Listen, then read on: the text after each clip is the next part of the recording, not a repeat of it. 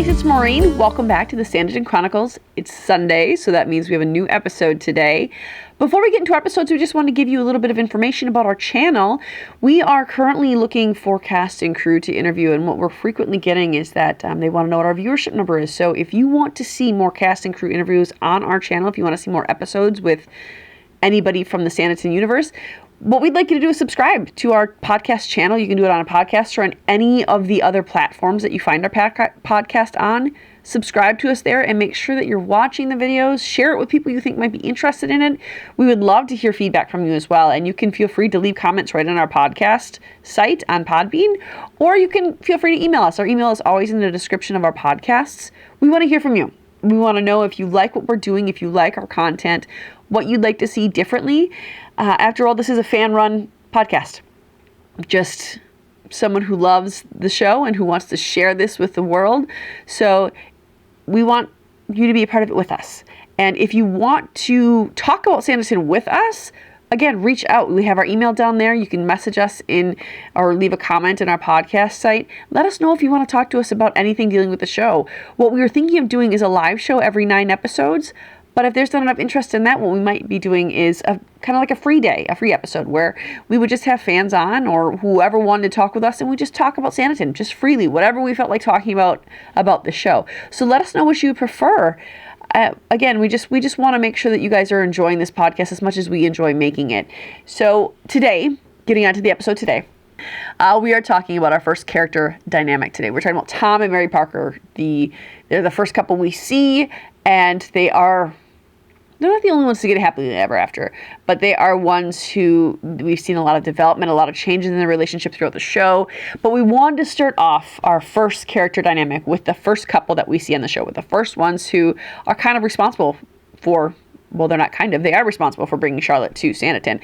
So let's dive into them a little bit. I don't have a co-host today, so it's just going to be me talking at you. I hope you're not going to get too bored with that. I'll try to keep it under an hour.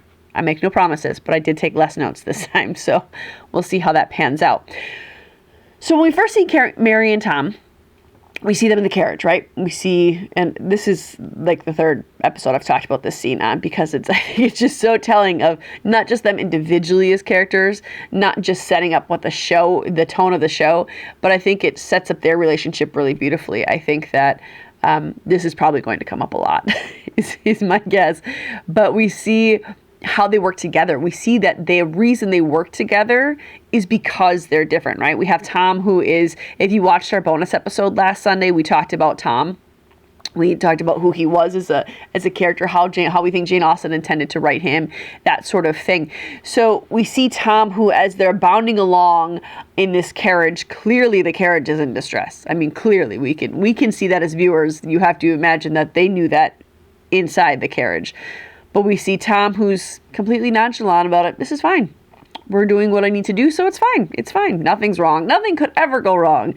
But then we see Mary, who's very well aware that not only is she aware, but she's very vocal about, hey, man, this is a problem. This is not okay. Bad things are coming to us very soon here if we don't stop this carriage. So we get that dynamic right there in the beginning, right in our faces, of how different they are. But I think that, because at first, if you look at them just on the surface, if you don't dive deep into these characters and you just look at surface level, or you're not very invested in the show and you just happen to catch it here and there, you would be confused on how they work, right? Because Tom seems very erratic. Tom seems very excitable. He seems very out there, where Mary seems very calm. She seems stoic. She seems very level-headed. And so especially then, to make a match like that, you have to kind of wonder, how do they come to be? But I think that they both have wisdom in knowing, and of course, I recognize they're fictional characters. I recognize they were written by somebody from somebody else's head.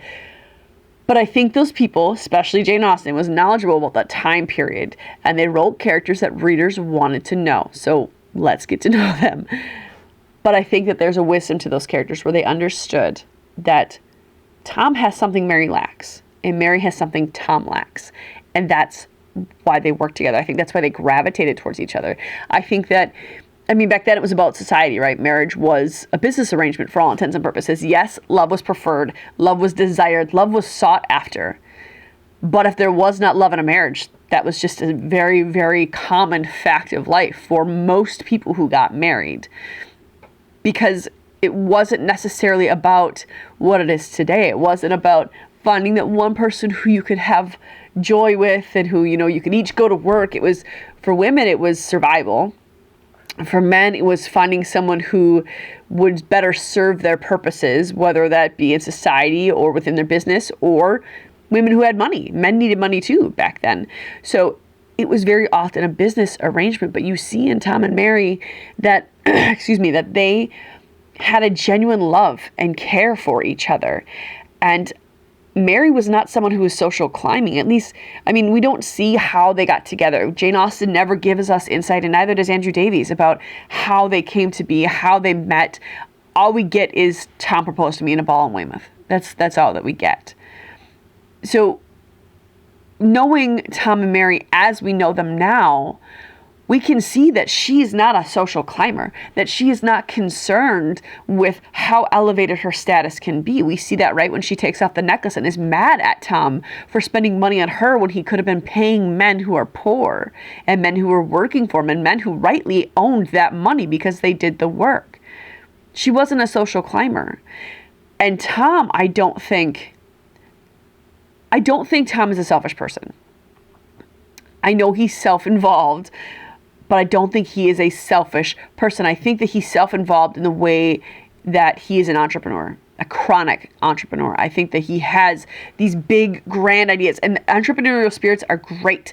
They're beneficial. They get jobs done. They do things that are benefits to people. But they also have a million ideas. And although they might all be good, most of them are never going to work. And that's Tom. I think that's the spirit that Tom has, is I think that he has this drive to do so much. I think that he has this desire to see so much done and to do so many things that I don't think he is always aware of the other people around him. I don't think his head is always clear enough to see the people around them or really have the time to invest in getting to know them. And so Mary, I don't think she used that to her advantage. I think that Tom naturally gravitated towards Mary because she does not have that spirit. She has this calming effect on Tom. And Tom craves that, I think. And I think the opposite is true. I think Mary was drawn to Tom because Tom has this levity about him. He has this exuberance for life about him. And I think she recognized that she needed that she didn't recognize she needed it. I think she at least recognized that she wanted that. Who wouldn't want that? That's even what we find in a partner today, right? Is someone we can have fun with, someone we can find joy with, someone we can be ourselves around. And I think that's what Mary gravitated toward with Tom. And the benefit of him not fully understanding the people around them or the mindsets around them is that Mary could be herself around him. And he loved her for it. And the opposite is true because Mary's not a selfish person. Mary is not a cutthroat kind of society woman. There's a humbleness and a humility about Mary. And I think that allowed Tom to really be who he was. And at that time, when you found that in a marriage, it was like you struck gold. Right? Because even after a marriage, there was so much pressure to perform and to do and to be. And if you could find a marriage where not only was there a loving, but there was a partnership, there was an equality to that marriage, and you could be as you were without repercussions. You could be as you were without any negativity or any judgment or any attack. That was like striking gold. And that's what Tom and Mary found. And on that, I want to talk more about their equality and their partnership in their marriage. I think that, and we hit on this just a little bit. I think there was an equality because they both, and goes back to the wisdom we talked about earlier too. I think there's an equality and a partnership in their marriage because they were both wise enough to realize that the reason they worked is because they were each a half. And together they were made whole. And I don't mean that to sound as cheesy and kitschy as it sounds. I really think that when Mary is up, Tom is down. When Tom is down, Mary is up. And that might be by Mary's design. But we can see, one of my favorite scenes is when Charlotte and Cindy come back and they tell Tom about the regatta. right? And Tom goes all excitedly to tell Mary, and he's like, can you not see it, Mary? And his hands are all open and all crazy, and he's got this tone in his voice that's really excited and really great and really exuberant. And you look at Mary's face, and it's the exact opposite of him. It's kind of like, oh boy, okay, well, I guess we're going to go forward this, but okay. This is going to be a struggle. This is going to be difficult. Just so you know, it's kind of, she didn't say any of that, but that's what her facial expression portrayed.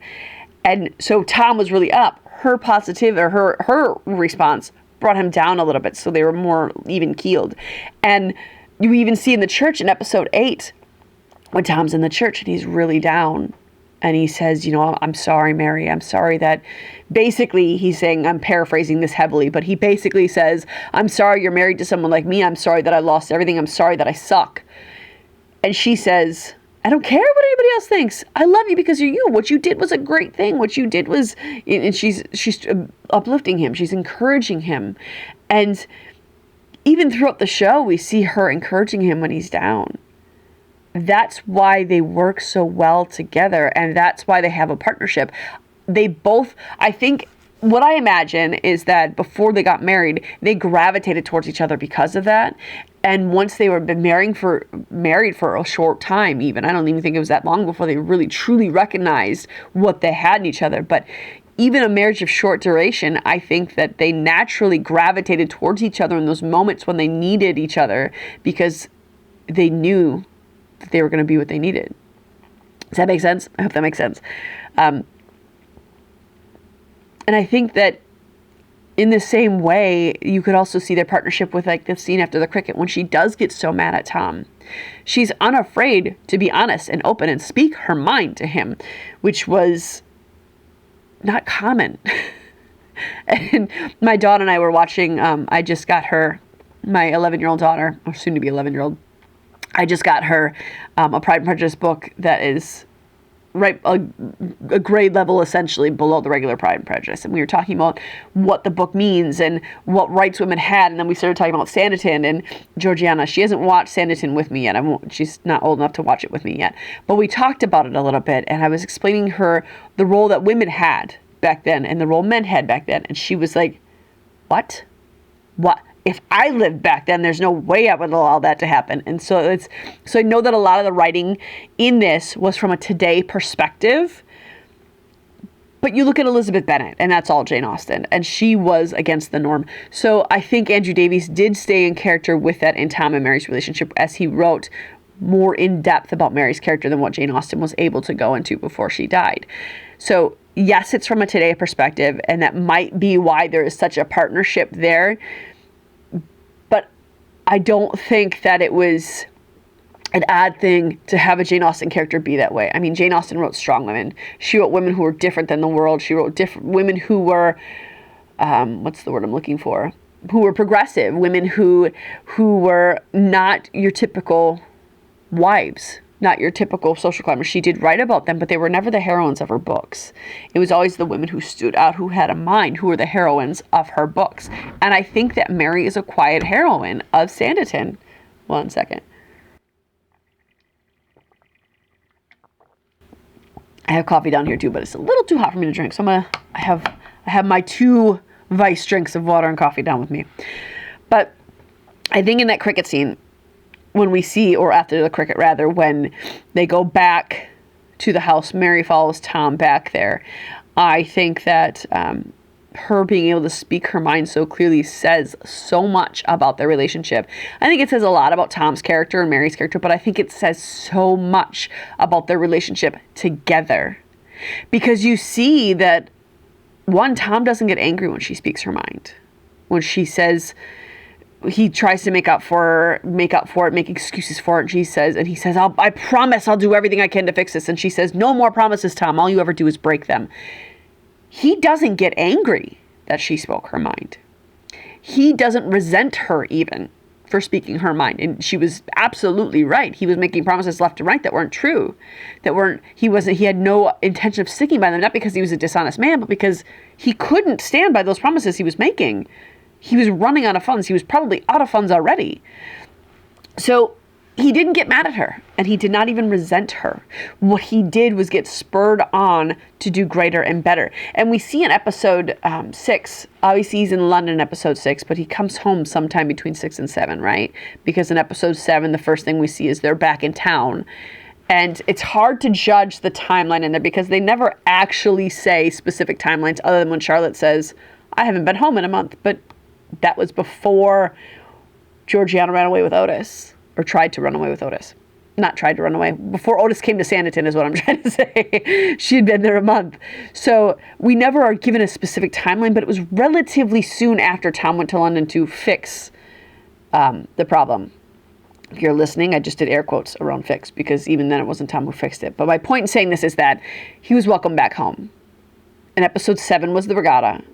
Him and Mary are walking hand in hand. They're openly discussing things. We see them in the carriage when Mary's openly speaking to Tom about, won't you just cancel it? Everyone else can see it. Why can't you? And he speaks very openly and very bluntly to Mary about what their situation is. So when she makes that statement to him of no more promises, all you ever do is break them, and Tom leaves to London, the episode 4 ends with Mary, or episode 5, ends with Mary saying, Tom can't be trusted. But she welcomes him back home. I think the reason she does that so quickly is because she understood that sometimes Tom needs that hard truth. Sometimes Tom just can't be spoken to softly and kindly and gentle prodding. Of course, Mary utilizes that too, right? In that very first episode, when we see them in the carriage and Tom says, I'm going to take her to Lady Denham's right now. I'd like to meet her and I have business to talk with her. And Mary doesn't shame him. She doesn't judge him. She doesn't outright call him out and say, Tom, we cannot do that. There's no way we can do that. How, aren't you a good dad? She doesn't say any of that. What she says is, before we see our own children, Tom, she makes it a question, which might seem subtle and it might seem maybe a little, some people might view that as a little bit of passive aggressive, but it's not. It's her wisely putting the decision in his hands. It's her wisely calling his attention back because she knows that he will make the right decision if given a choice. But I think a lot of times as it comes to Sanditon, Tom doesn't feel he has a choice because he has got to push through on this. As we talked about in last week's bonus episode, he's already stepped in it. He has no other choice but to continue going forward. If he gives up, not only has he lost everything, but he has lost everything for everyone else too. So he doesn't have a choice as it comes to Sanditon. So, and I think that Mary, on some level, I don't think obviously she doesn't know the extent of it at that point because he hasn't been honest with her. But she understands that if given the choice, if given the open choice of here's this one and here's this other, which one are you going to choose? She knows he'll choose right because Tom is not a bad guy. He's a desperate man. He's a man in distress, but he's not bad. And so she does utilize that soft Tom come back to earth mentality when she talks to him. But there are other moments like after the cricket when she has to be firm and she has to be hard and she has to be tough as she talks to him about her love. Nothing in that moment could have spurred him on because he was so deep in it. Nothing in that moment could have spurred him on to do better and to fix the problem other than his beloved wife, his partner, his equal partner, losing faith in him. And I don't think she actually did lose faith. I think that she knew he would do right. I think that's why she acted the way she did. But they've been married for a while. So I think she understands him. I think she understands how he works and what he needs. And so, I'm sorry if my drinking seems a little rude. Drinking water or coffee. It just sounds bad when I say drinking. But I can't talk all by myself for the song without having a sip of water or coffee. But she understands what he needs. And he accepts that. And I think part of him welcomes that because if it weren't for Mary, can you just take a moment as we're talking about this? Take a moment and imagine the town of Sanditon. Close your eyes even. Imagine the town of Sanditon, right? It's bustling with activity. It's trying to get off the ground. Its workers are working around the clock. It's got a man who is very, very in it, so much so that he absolutely 100% desperately needs this to succeed. Imagine him without Mary. Same exact situation. Okay. There would be no Mary to bring Charlotte to town, which would mean that there would be no Lady Susan. There would be no one to organize Tom's affairs. as it came to Sanditon. There would be no one who would encourage him the way he needed in terms of design style, because that's not really something he shared with Mary. I don't think, not because she couldn't understand it, but I just think he never really shared too much of that with her. And there would be no Charlotte to encourage James Stringer to continue to be above what his station was, to continue to encourage him to do more, to be more. And I think that actually benefited Sanditon and Tom more than we may realize.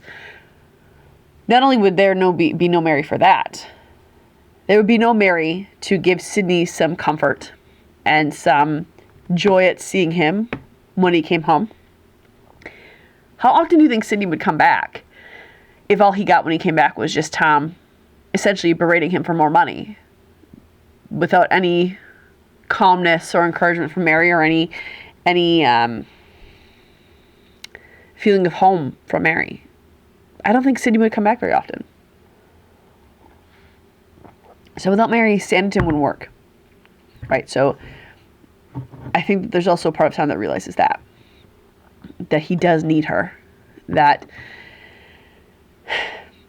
I think his love for her is very evident and it's very clear. I think his desire to make her proud of him is very evident and very clear. What I think we might sometimes overlook is his knowledge of how much Sanditon needs her in order to be successful and thrive. I think in the same way that he didn't share with Lady Denham the state of his finances, he didn't share with his wife the state of his finances. I think it was because he was embarrassed. I think it was because he was worried it would disappoint and shame his wife. I also think, while she wasn't a financial investor other than what they gave of their own money, but that was Tom, not Mary, she was an investor in that town.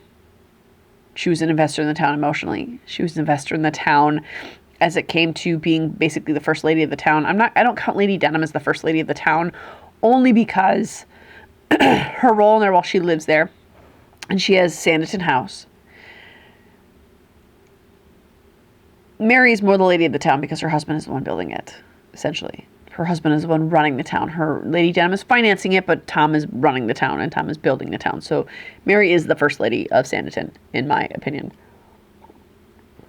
And I think that Tom understood that Sanditon needed her as much as he did. So I think him withholding the information, it was about his pride and his shame and his desire to please his wife and not have his wife be disappointed in him. But I also think it was not disappointing an investor in the town. I think it's something that we might overlook. And while those other aspects might be more than not wanting to disappoint an investor, I think that we can't overlook that is part of it. And I think that the necklace scene, when he gives her the necklace, not the cricket one, it's the episode, I want to say that is an episode 4, when he gives her the necklace in the first place. Yes, because Sydney comes back and he's mad, and then he leaves. And Mary comes in and she says, "How was the news from Sydney? Was it everything you hoped for?" And he said, "Better. Sydney has worked wonders." And then he gives the necklace and she says, "What is this for?" And he said, "A promise." She says, "Of what?" He says, "Of things to come." I don't think he's lying to her in that moment. I think he's trying to almost speak something into existence, that this is my promise to you that this venture will not fail. And I think that it's almost a, I'm trying to think of the word, a talisman for him, to Sanditon. Like, if she has this necklace and I see it every day, that's how I know. That's how I can keep faith that this is going to work out well, because it has to, because look at my wife. I think that he genuinely wants to make her that promise. And I think I wouldn't call him delusional in that moment, because he's making this promise at a time when he's out of money. And he's just been told there's no more coming in. But I think for Tom, I think that he needs, in the same way that he needs to have rough, tough love spoken to him sometimes, I think that for Tom to continue to keep his exuberance high about the town and keep his hopes high about the town, he needed something tangible that he can latch onto and return to for that hope. Does that make sense? And so I don't think he was outright lying to Mary when he made that promise. I think he wanted it to be so. And I think that part of him probably even thought she might be the answer to it all. Not financially, but if he continued to look to her, knowing how much he loved her, knowing how much he didn't want to let her down, knowing how much he valued her and needed her, if he kept her around, then maybe some part of him thought that Sanditon would exist and thrive off of that. That could be a reach. I don't know. There's something more to that promise that he says to her when he gives her the necklace. I know that there has to be something more to that line. And I think that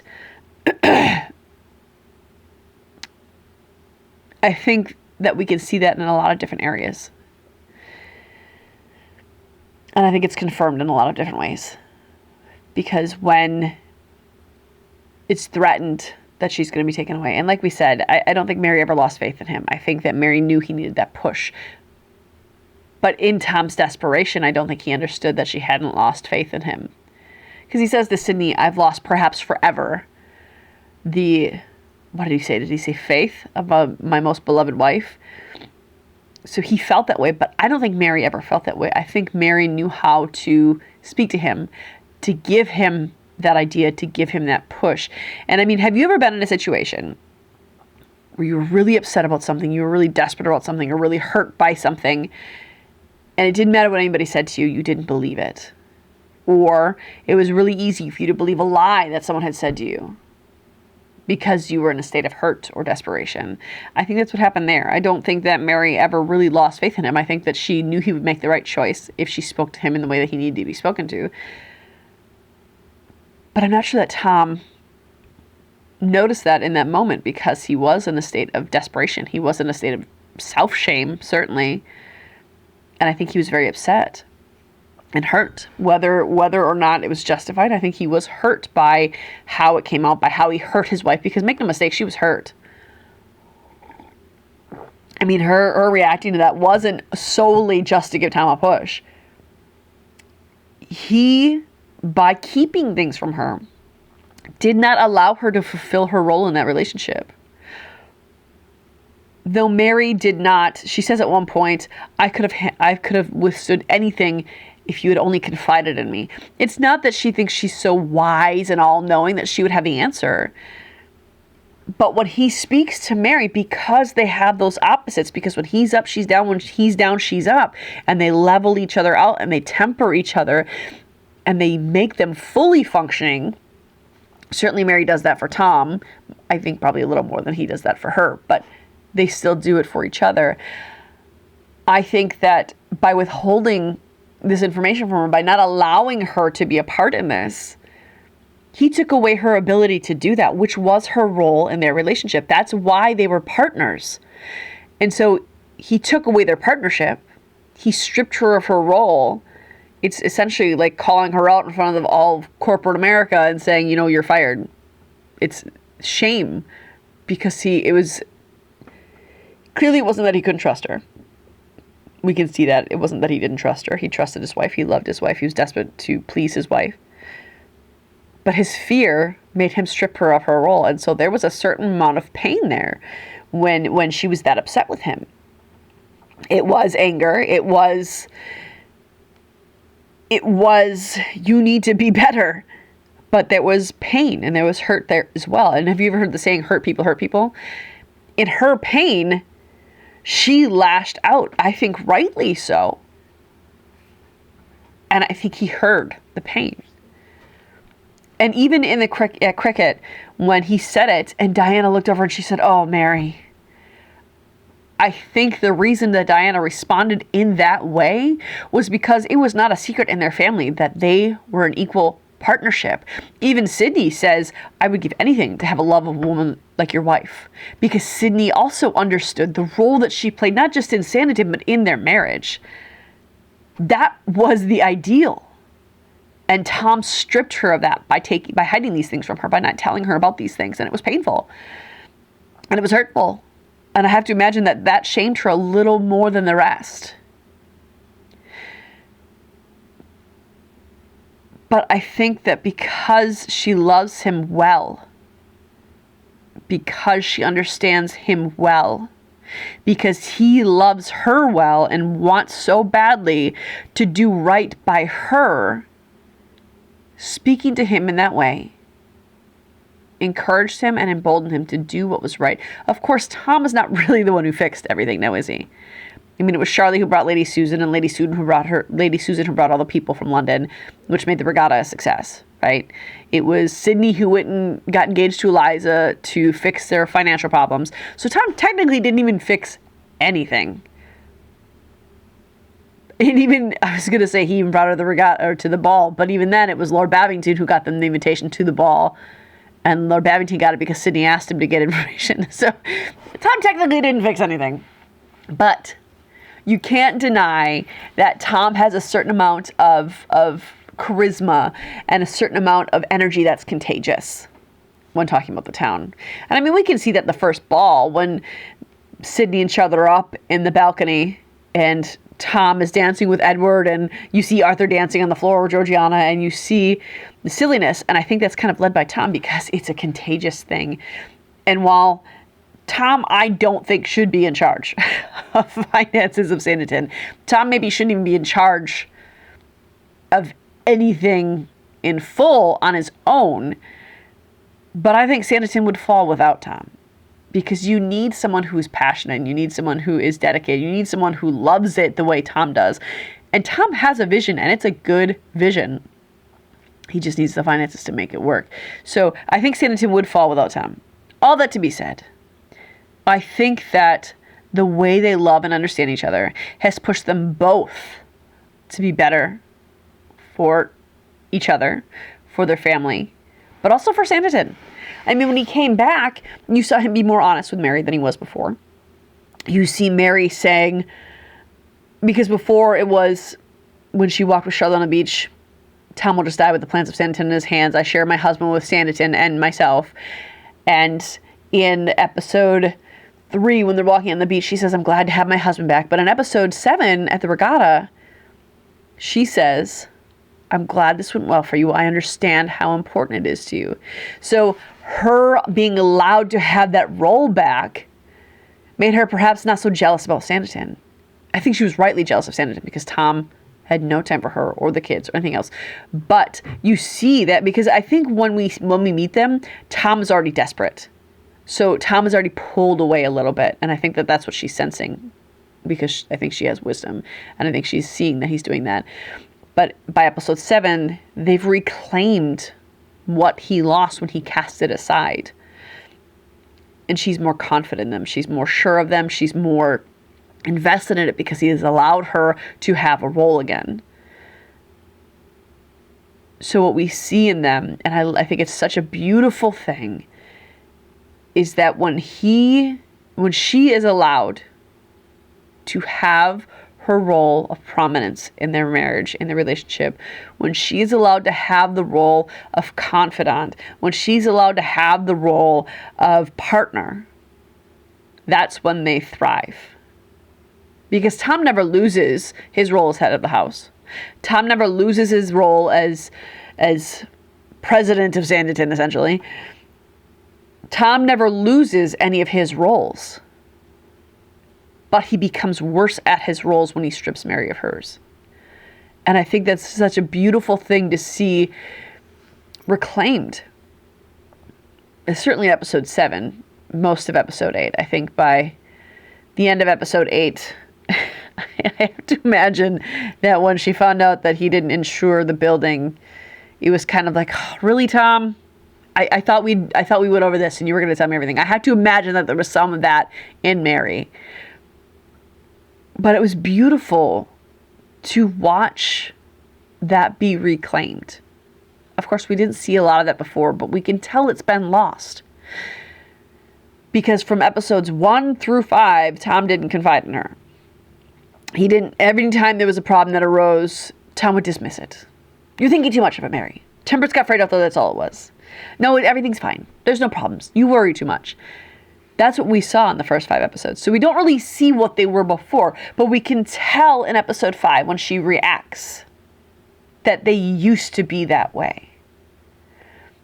And I think we can tell by his response to her I don't want to call it an outburst because I don't really think it was an outburst, but to her anger and to her pain. The way he responds to it tells you that that's what their marriage used to be. So it was beautiful to see that reclaimed in the final episodes.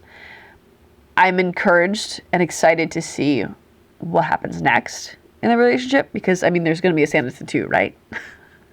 There has to be a Sanditon 2, right? I mean, you can't give us all of this character development that's not yet complete and then not finish it for us. Because if they don't, I'm going to be tormented for the rest of my life. I'm just going to be stuck in this Sanditon loop forever and ever and ever, which isn't a terrible place to be, I'll admit. But eventually I would like to enjoy it instead of have an obsession with it. So I think the other aspect of them that you see that's really beautiful is that they're allies. And I think that she wasn't allowed to be that when he stripped her of her roles. I think that she wasn't allowed to be his ally with Lady D. I think that she defends Tom when he can't defend himself. And we see that in episode 8 when Lady D is haranguing Tom for his irresponsibility, for the things that he did wrong, for the way he invested wrongly with her money, rightly so, for the most part. And Tom just stands there, and you can see by the expression on Chris Marshall's face, or Tom's face, rather, because I suppose Chris Marshall isn't actually affected by this, but his character is. You can tell on his face that he agrees with everything she's saying, that he is beating himself up as much as she is, that he is trying to be strong and withstand it, but I think it's because he thinks he deserves it, which he does a little bit. But Mary never really says anything terrible to anybody, but when she says someone's name like that, and usually it's Lady Denham, it's Lady Denham! That's her chastising that person. And I think that's her standing up for Tom. It alters where she's talking. It gives her room to stop berating her husband, if nothing else. And so they're allies. And that's the other thing about the relationship when Tom allows her to have her role back, is he welcomes her back as an ally. Because before then, it was just, she was almost like a spy. She had to continue to figure out what was going on behind the scenes. She had to figure out why he was acting the way he was acting, what was actually going on, what he was hiding from her, what he wasn't hiding from her. And it was exhausting. And I don't know if you guys have ever been exhausted, but your temper's not the best and you don't really want, you just won't rest. And I think that's where Mary was at before Tom gave her her role of partner back, where she didn't have to look and she didn't have to go seeking and she didn't have to go uncovering things. It was welcome for her and it was open on the table for her. And once he allowed her back in, she became an ally again. So I think that they are a relationship to be aspired to. I think that they had the golden standard back then.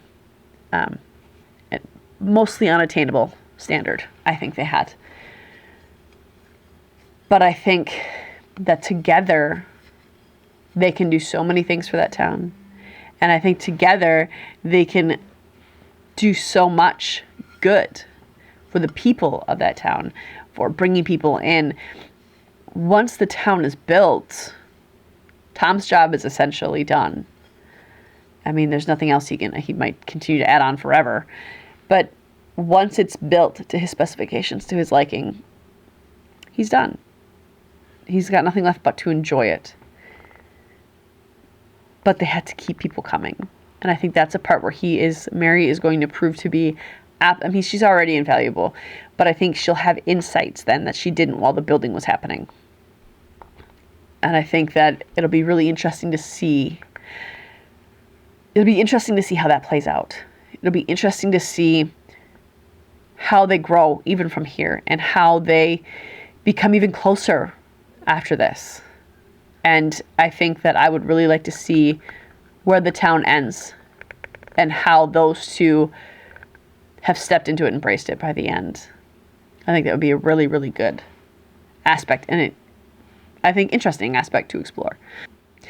So I think that's a pretty comprehensive view on Tom and Mary. That's where I stand. That's what I think about them.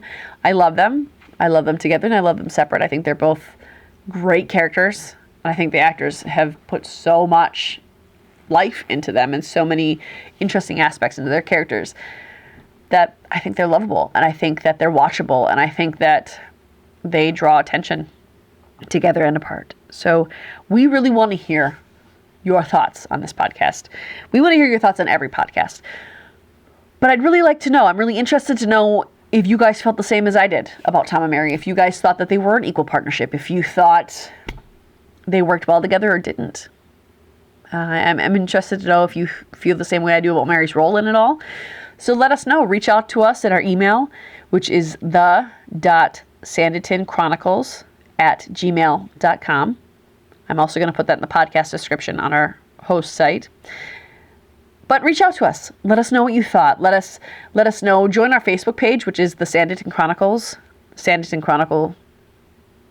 That's not what it is. It's the Sanditon Chronicles Sanditon Family Fan Club. That is our Facebook page. I'll have that link in the podcast description as well. But join that page and talk to us about what you thought of the episodes. We genuinely want your feedback. We want this to spur a conversation.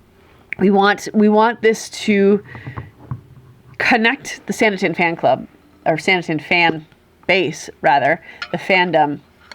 We want it to connect us in an even greater way, because I think that we do have a really great fandom. I think every fandom says the same thing, that theirs is the best. I'm not saying ours is the best. I just think that we have a great group of people who enjoy this show.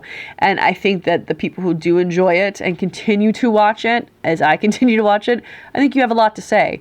So we would really, really like to hear what you think about the characters and the relationships and what we had to say about them. We want to know if you agree or disagree, what you would do differently or what you would say differently. So reach out to us. We have several ways that you can do that. As we said, our Facebook group or email. You can find me on Twitter under MOHEETO, and you can follow me there or you can message me there. We will be happy to talk with you. And on the same note, if you would like to be on our show and if you would like to be a part of the Sanditon Chronicles, we would like to have you on here. We would like to discuss with you. It's much easier for me to have a conversation with someone rather than just me talking into a camera. And I think it might be more fun as a listener to hear two people have a conversation rather than just one person talk at you the whole time. Because, I mean, I think I have a lot of insights, but I don't think I'm the be-all, end-all, and I don't think I'm the wisest person I've ever met. So it's nice to have that jumping off point between people. So if you would like to be on the show, please reach out to us in any of the ways that I just listed there. And we'd love to have you. We have a list of topics that you can choose from, which episode you'd like to be on, and we would really like that. So on that note, we're going to say goodbye, and we will see you next week where we've got some fun things planned for you, and it'll start our next round of episodes. Whenever there's a character dynamic, that is our last episode of the series, and then we'll go back into a recap and start all over. So next week will be a recap of episode 2, and the week after that, we have a surprise for you. So keep watching, keep sharing, and subscribe to our channel here. Subscribe to it on YouTube, and have a great week. See you guys next time.